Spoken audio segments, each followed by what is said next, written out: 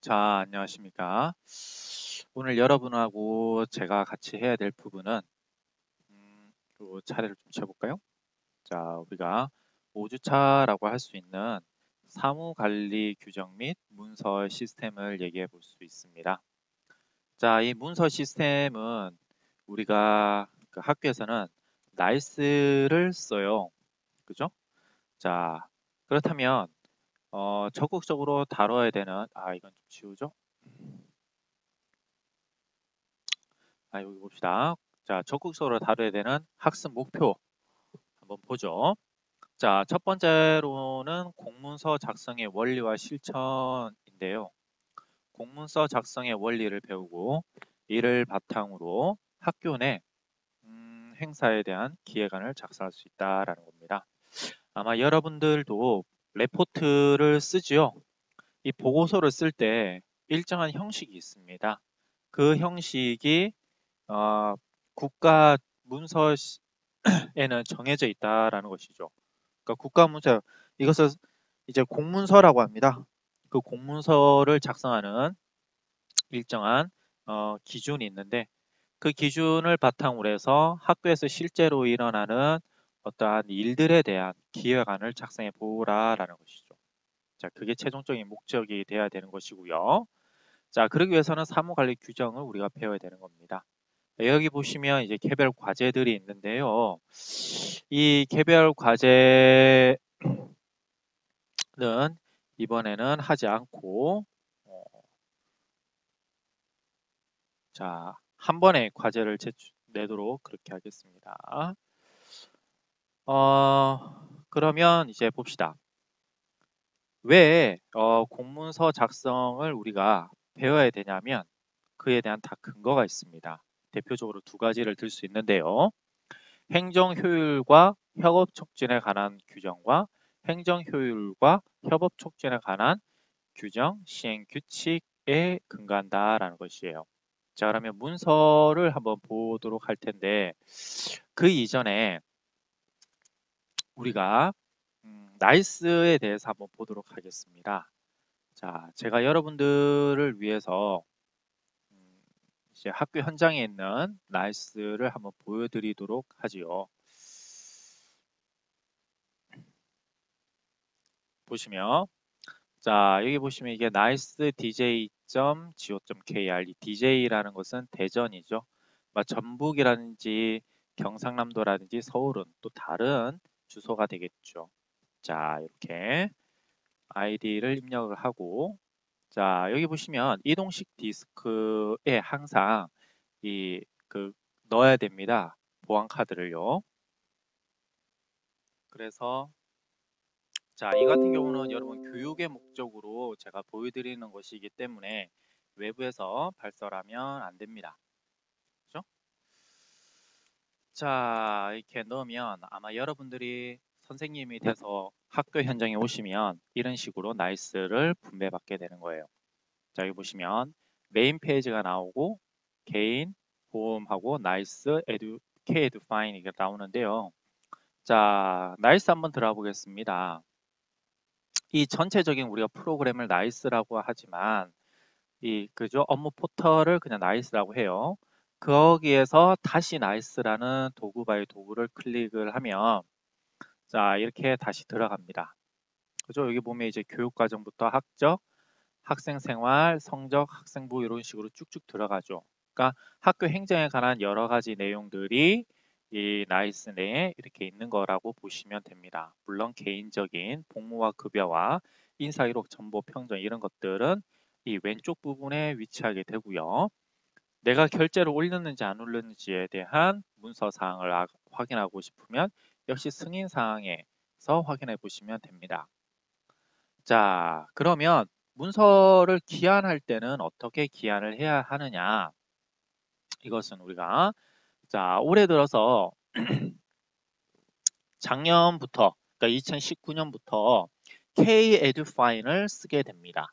예전에는 교육정보 기록 관리라든지 구 업무 관리를 사용했는데요. 이것들이 통합이 되어서 K-에듀파인이 이제 사용하게 되는 겁니다.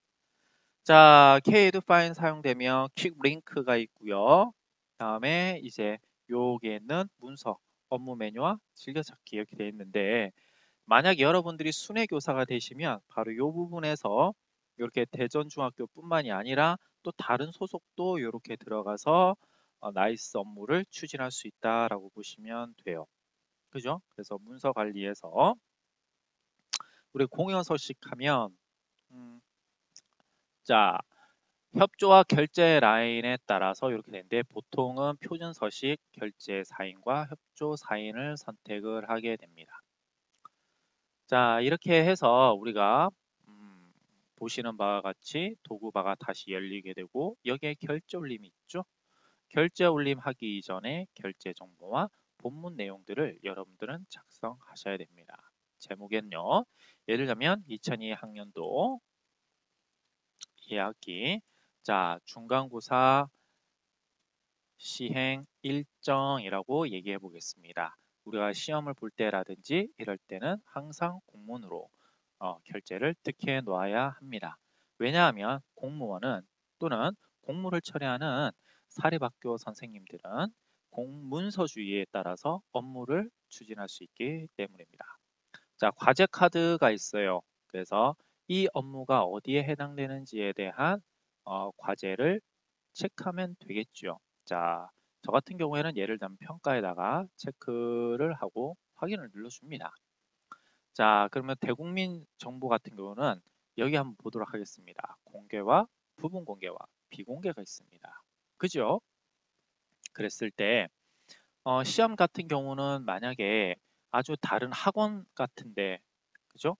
사회교육기관에 어떠한 이점을 제공해 줄 가능성이 있다라는 것은 형평성에 위반되기 때문에 공개 제한을 하게 됩니다. 자, 그럼 공개 제한에 대한 관계 법령을 한번 보도록 하죠. 자, 이 같은 경우는 여러분도 한번 알아두시는 게 좋습니다. 자, 이 같은 경우는 교육부 산하에 있는 학교 선생님들 뿐만이 아니라 모든 공무원들이 이에 준하는 공문서를 처리하게 되는 것이죠. 자, 그래서 1호부터 보겠습니다. 한번 잘 읽어볼게요. 다른 법률 또는 법률이 위임한 명령에 의하여 비밀 또는 비공개 사항으로 규정된 정보다라고 돼 있죠. 자, 이런 것들 같은 경우는 우리가 학교 폭력 같은 것들이 일어났을 때, 그죠? 자, 학교 폭력이 일어났을 때 그래도 가해자가 학생이기 때문에 인권을 보호해줘야 될 필요가 있습니다. 따라서 그와 관련돼 있는 문서 처리는 비공개로 처리하게 되는 것이죠. 자, 2호 보겠습니다. 국가안전보장이라든지 국방, 통일 외교관계 등에 관한 사항으로서 공개될 경우 국가의 중요한 이익을 현저히 해할 우려가 있다고 인정되는 정보. 다시 자 우리가 간단하게 생각하더라도요. 국익을 침해하는 어떠한 정보를 외부로 유출해서는 아니 되겠죠. 그래요. 세 번째는 공개될 경우 국민의 생명, 신체, 재산의 보호에 현저한 지장을 초래할 우려가 있다고 인정되는 정보. 뭐 그럴 수 있을 것 같습니다. 그죠? 자, 다음에 네 번째 한번 보겠습니다. 진행 중인 재판에 관련된 정보와 범죄의 예방, 공소의 제기 및 유지, 형의 집행, 교정, 보안 처분에 관한 사항으로서 공개될 경우 그 직무 수행을 현저히 곤란하게 하거나 형사 피고인의 공정한 재판을 받을 권리를 침해한다고 인정만 할 상당한 이유가 있는 정보들. 자, 이런 것들은 역시 비공개로 처리할 수밖에 없는 것이 되겠죠.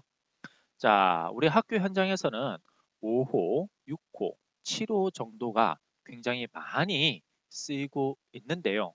우선 그렇다면 5호부터 보도록 하죠.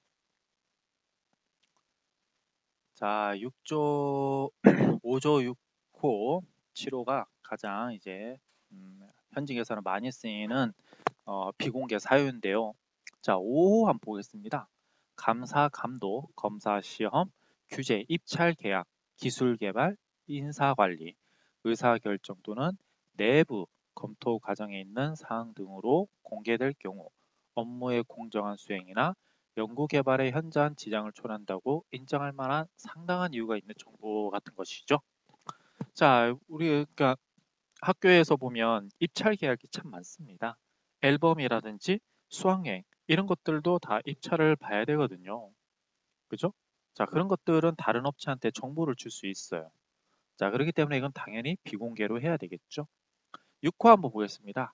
당해 정보에 포함되어 있는 이름, 주민등록번호 등 개인에 관한 사항으로서 공개될 경우 개인의 사생활의 비밀 또는 자유를 침해할 우려가 있다고 인정되는 정보와 당연히 사생활 보호를 해줘야 되기 때문에 이와 같은 정보도 중요하게 보호돼야 될 정보죠. 따라서 비공개입니다. 7호 보겠습니다. 법인, 단체 또는 개인의 경영, 영업상 비밀에 관한 사항으로서 공개될 경우 법인 등의 정당한 이익을 현저히 해할 우려가 있다고 인정되는 정보 같은 거. 그죠? 우리가 학교에 있다 보니까 학원 같은데, 그죠? 학원도 어떤 사기업이죠. 그런데 보면 이익에 관련돼 있는 어떤 사건들이 있습니다. 이런 것들은 공정성을 기해야 되기 때문에 비공개로 처리를 하게 되겠죠. 8번 보겠습니다. 공개될 경우 부동산 투기, 매점, 매석 등으로 특정인에게 이익 또는 불이익을 줄 우려가 있다고 인정되는 정보. 당연히 그런 거죠. 자, 이렇게 해서 비공개를 하거나 부공개로 공고를 하게 되는 것이죠. 예를 들면 5를 하겠습니다. 자, 그러면 결제 경로 지정을 하면 되겠지요. 그죠? 자, 이렇게 교장 교감쌤부터 쭉쭉쭉 예를 들면 이렇게 결제를 올리면 됩니다. 자, 그래서 본문에 와서는 우리가 실질적으로 문서를 작성하게 되는 거예요. 그죠? 자, 그러면 여기 물론 이제 파일 첨부할 건 하고요. 자, 그러면 이제 결제 정보 끝났고 본문으로 가보겠습니다. 자, 본문으로 들어가면 자, 첫 페이지가 이렇게 나오는데 이와 같은 것들은 모든 관공서가 똑같아요. 여기 보시면 자, 기관이 나오고 기관의 마크가 왼쪽에 나오면서 그 기관의 상급 기관이 오른편에 나오죠. 자, 그러니까 이것은 내부적으로 하는 거니까 내부 결제가 되는 거고요. 외부로 보내고 싶다라고 했을 때는 다시 결제 정보에 가서 우리가 이렇게 내부 결제가 아니라 수신자 지정을 할 수가 있습니다. 예를 들자면 저 같은 경우는 대전대학교로 할 수도 있어요. 물론 이렇게 본청이라고 해서 대전시 청 산하에 있는 기관만을 대상으로 할 수도 있겠지만 자, 행안부 유통으로 하다 보면 자, 한국 정부에 있는 모든 기관들이 다 나옵니다. 그죠? 자, 그렇지 않고 개인적으로 보내려고 하면 이런 식으로 개인 수신 그룹 해야겠죠. 수기 입력도 가능합니다. 예를 들면 이렇게 한번 해볼까요? 대전 대학교 자, 교직과라고 해보겠습니다. 자, 그럼 이렇게 들어가죠? 확인을 눌러주면 이것은 내부로 결제를 끝내는 것이 아니라 외부로 시행을 하는 것이죠. 이렇기 때문에 본문에 보면 외부 문서에서 수신에 대전대학교 교직과로 되어 있습니다. 보통은 이랬을 때는 교직과로 하지 말고 교직과장 이렇게 넣어주시는 게 좀 더 좋습니다. 자, 그렇다면 여기에서는 첫 번째 이렇게 한 칸을 띄우지 않고 관련을 넣어야 돼요. 두 번째부터는 그 사유를 쓰셔야 되는데 이 사유를 어떻게 써야 되는지가 또 여러분들이 알면 좋아요. 자, 그렇다면 이 공문의 틀을 바탕으로 어떻게 이 내용을 써야 될까요? 자, 한번 보시다. 처음에 이걸 우리가 이렇게 한번 해볼까요? 알아두면 유용한 편집, 노하우 등등을 한번 보겠습니다. 이랬을 때 자, 한 칸, 두 칸 띄운 다음에 가를 써주는 거예요. 그러면 가 이외에는 한, 둘, 셋, 네 칸 띄운 다음에 반가로 1번을 써주는 겁니다. 자, 그 다음에는 하나, 둘, 셋, 넷, 다섯, 여섯, 가 이런 식으로 써주는 거죠. 이해가시죠? 그래서 우리가 어떠한 그 항목에 대한 위계를 정확하게 나타낼 수 있어야 됩니다.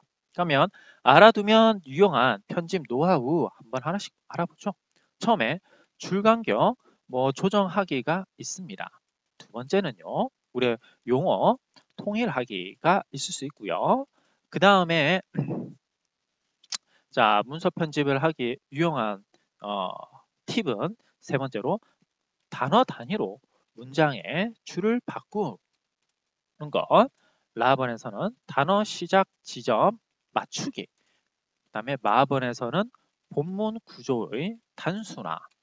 그 다음에 바에서는 글자 색을 단순화해야 되는 것이고 다음에 사에서는 표 바탕색, 자, 단수나 이런 내용들을 포함시켜야지만 되는 것이죠. 자, 그렇다면 하나씩 알아봅시다. 자, 네 칸을 띄우고요. 줄 간격을 조정하기 위해서는 어떻게 해야 될까요? 여러분들, 자, 이 같은 경우는 잘 보이도록 하는 하나의 일종의 팁이기 때문에 여러분들 현장에서 유용하게 바꿔주시면 좋을 것 같아요.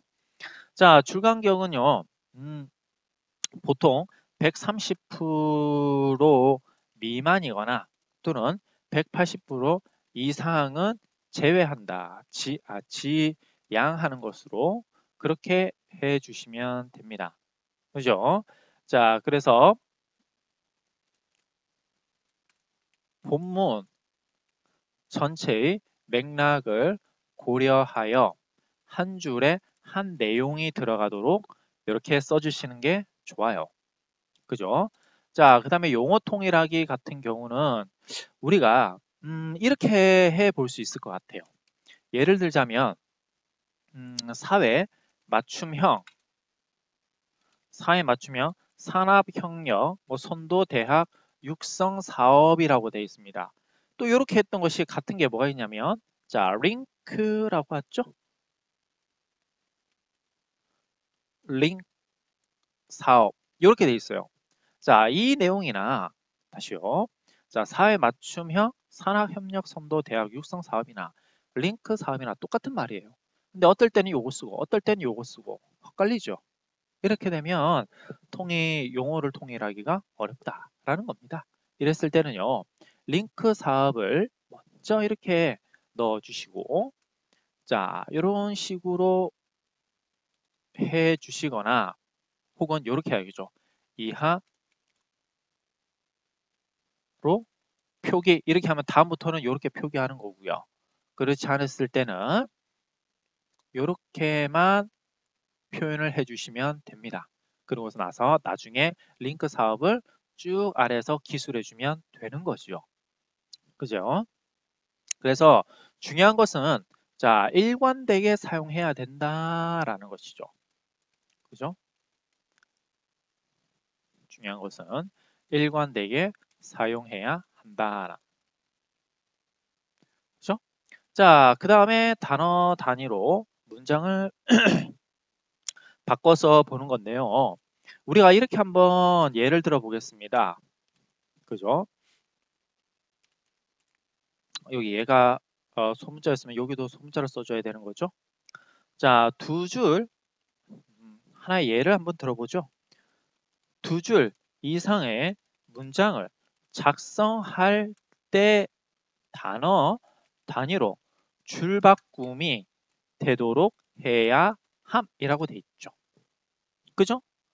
자, 이거 만약에 이게 이렇게 돼 있습니다. 줄 바꿈이 이게 좋습니까? 나쁩니까? 하나의 형태소가 깨지게 된 것이죠. 그죠? 이랬을 때는 이렇게 맞춰주는 게 좋습니다.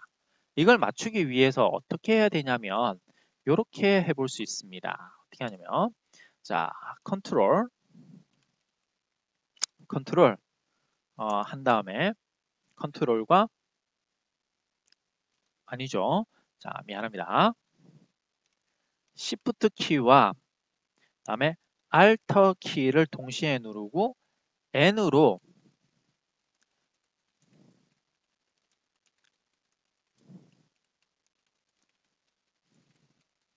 이렇게 해요.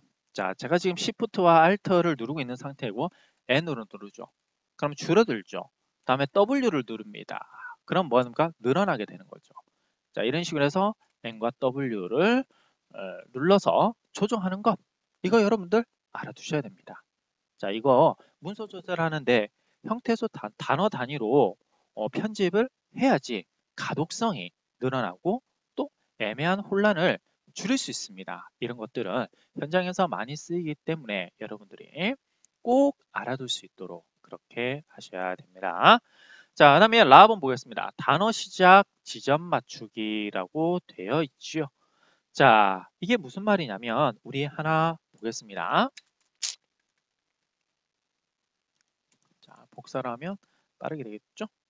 자, 4차 산업혁명 대응 위해 그죠? 그 다음에 자, 대학 교육 과정 개선 시급 이렇게 됐습니다. 바로 여기 이 부분이 시작점이 이렇게 나와야 된다는 거죠. 따라서 이렇게 단어를 맞춰줘야 된다라는 거예요. 근데 이게 맞춰주기가 어려울 겁니다. 그럴 때는 우리가 반스페이스를 사용해야 돼요. 반스페이스 바 사용하는 것은 자 어떻게 하면 되냐면 Alt 키와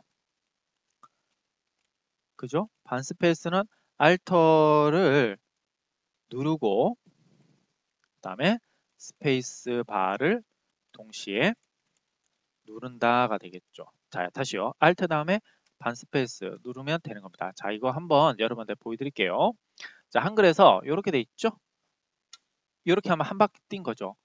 스페이스는 두 타를 뛴 겁니다. 다시 볼게요. 보기에서 여러분한테 이런 것들을 잘 알아두셔야 됩니다. 여기 보세요. Alt 스페이스가 고정폭 빈칸으로 돼 있죠?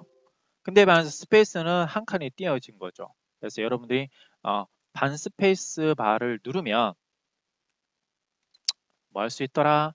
그렇죠. 시작점을 맞춰볼 수 있더라.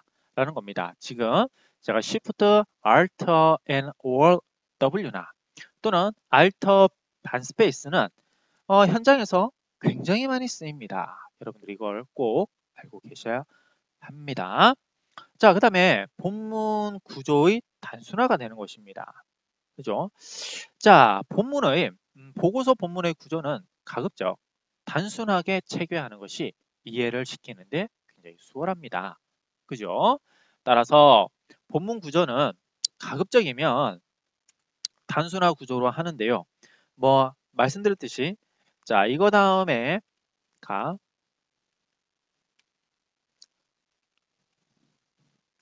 그다음에 이렇게 쓰거나 또는 어떻게 써야 된다라는 것이죠. 자,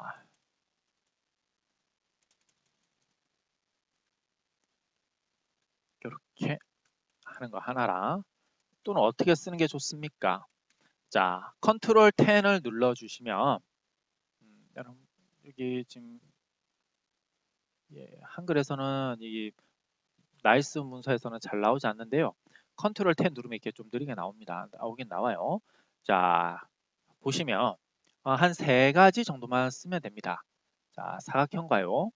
그 다음에 당연히 동그라미요. 그죠? 놓고 그 다음에 또 많이 쓰이는 게 이제 하이픈 그 다음에 어떤 참고 표시로 우리가 흔히 당구장 표시 이렇게 하죠. 자, 이런 식으로 본문의 구조를 단순화해야 된다라는 거예요. 그죠? 자, 글자색은 당연히 검은색으로만 사용하시는 게 좋고요. 뭐 소목차 정도만 그죠?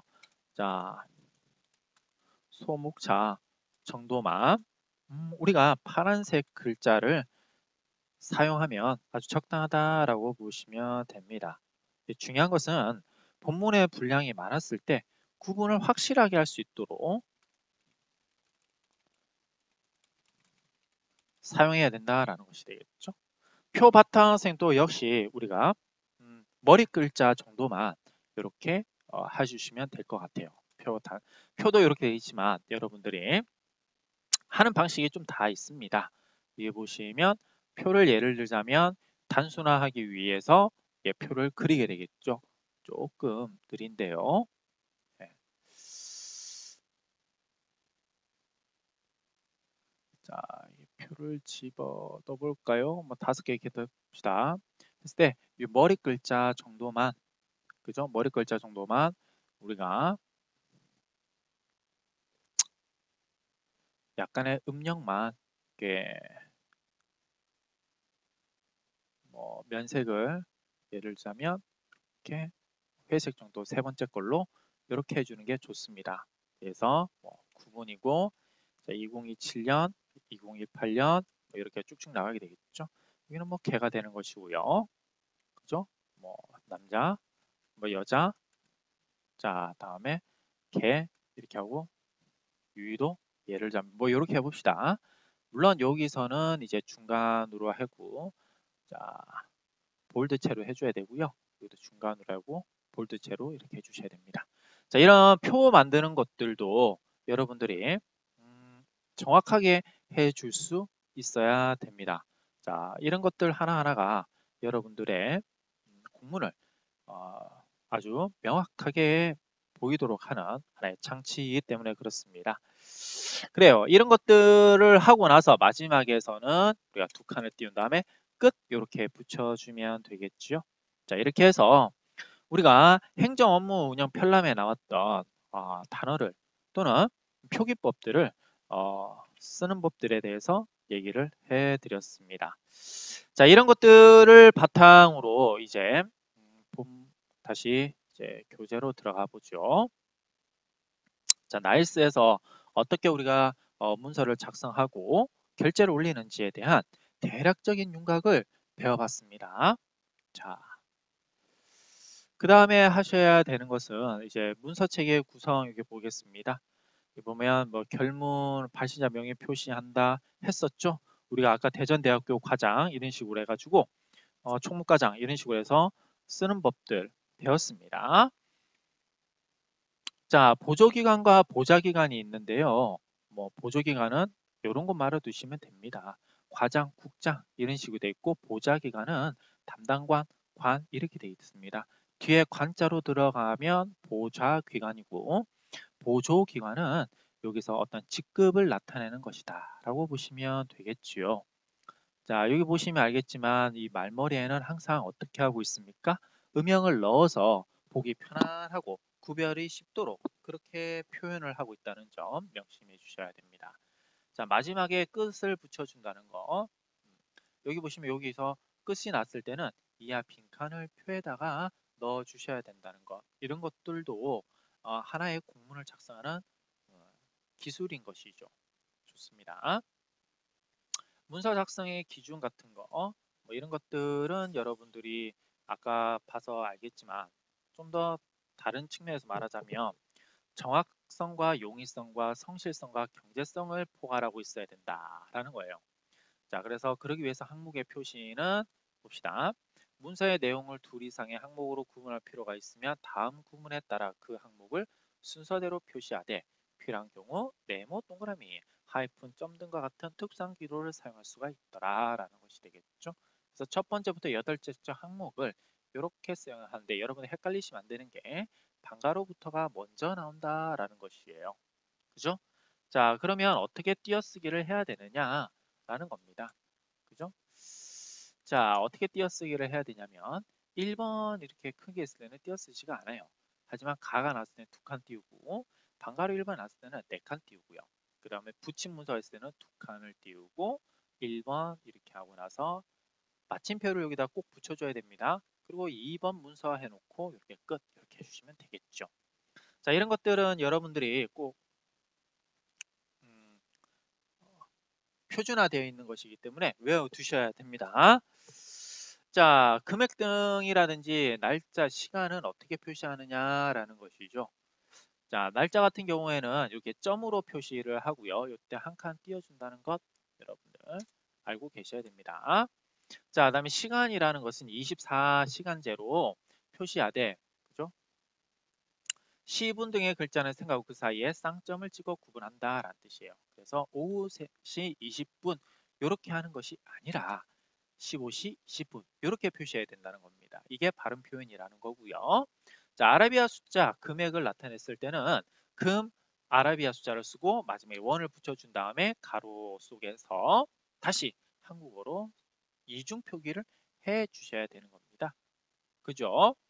자, 그러면 기간 같은 걸 나타낼 때는 어떻게 하느냐라고 했을 때는 물결 표시를 중간에 넣어 주셔야 되고요. 여기 보면 마지막에 점을 안 찍었죠?